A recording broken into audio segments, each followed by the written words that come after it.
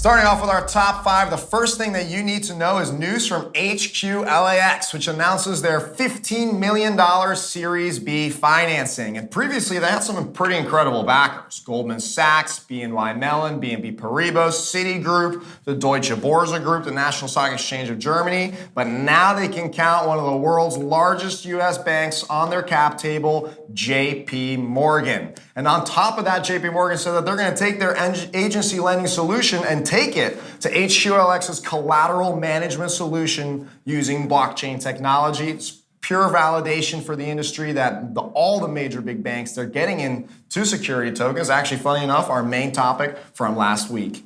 You love to see it. And moving into number two, we've got Digital Assets AG. And they're working on a tokenization solution for tokenized stocks. We've covered these over the last couple of months now as FTX and Binance have launched derivative shares of public market stocks. These have become very popular in the crypto space, but they've come under some scrutiny because you don't actually own the underlying stock, and a lot of regulators around the world are questioning whether they're able to do this compliantly. Well, with Digital Assets AG, they're at least trying to solve the first half of the issues here in terms of creating free-flowing security tokens that investors can buy and self-custody, as well as potentially trade on other platforms using the Solana blockchain. This is a very fascinating development and may push this industry forward and provide even more legitimacy for the tokenized stock space. Definitely another major potential innovation in the tokenized stock space. I absolutely agree between FTX, Solana, and Digital Assets AG there. Wow.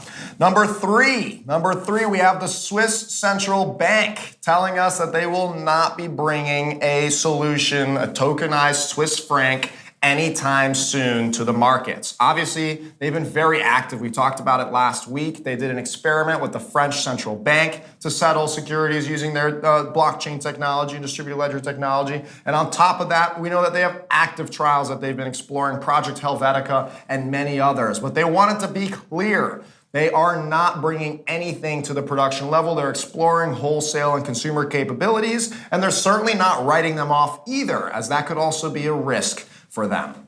And moving into number four, we have Nihon Unisys, who's launching a security token platform. This is a Japanese platform here, and they're looking to work on Ethereum and offer compliant securities. Focusing on launching a platform sometime in the spring of 2022, they're excited to get involved. As a member of the Japan Security Token Association, they're involved in the ecosystem and excited to launch a product in the space, but they haven't given us a ton of details on what that might look like, so we're going to keep our eyes peeled. But great to see Japan as another ballooning emerging industry for the security token space. It's red hot. In fact, I wrote an article on this, the rise of the security token scene in Japan. You can check that out on the Security Token Market blog.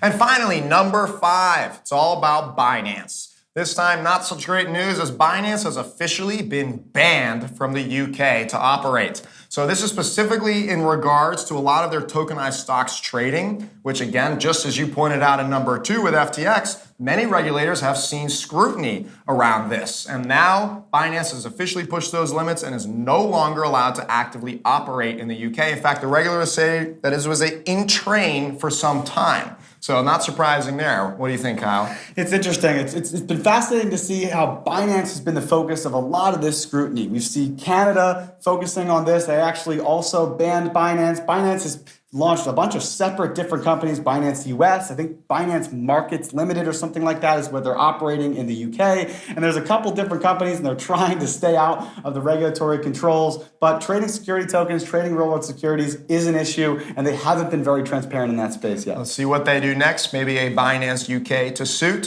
Who knows? We'll see. Meanwhile, let's get into the rest of the industry news.